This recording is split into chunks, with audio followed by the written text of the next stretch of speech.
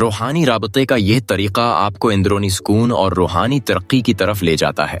یہ عمل آپ کو اپنے مہربان آقا کے قریب لاتا ہے، جہاں آپ ان کی توجہ محسوس کر سکتے ہیں۔ اگر آپ وضو کر سکتے ہیں تو وضو کر لیں، یہ پاکیزگی کی علامت ہے۔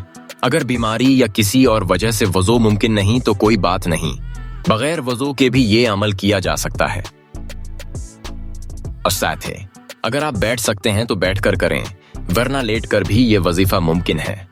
آنکھیں بند کر کے اپنے آپ کو آرام دہ حالت میں لے آئیں۔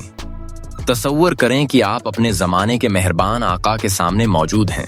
ان کی موجودگی کو محسوس کریں اور اپنی پوری توجہ ان کی طرف مرکوز کریں۔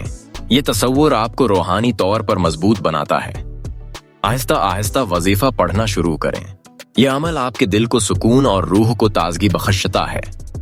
وظیفہ پڑھتے وقت اپنی توجہ کو برقرار رکھیں اور محسوس کریں کہ آپ کی روحانی طاقت بڑھ رہی ہے۔ یہ عمل آپ کو روحانی طور پر مضبوط اور متوازن بناتا ہے۔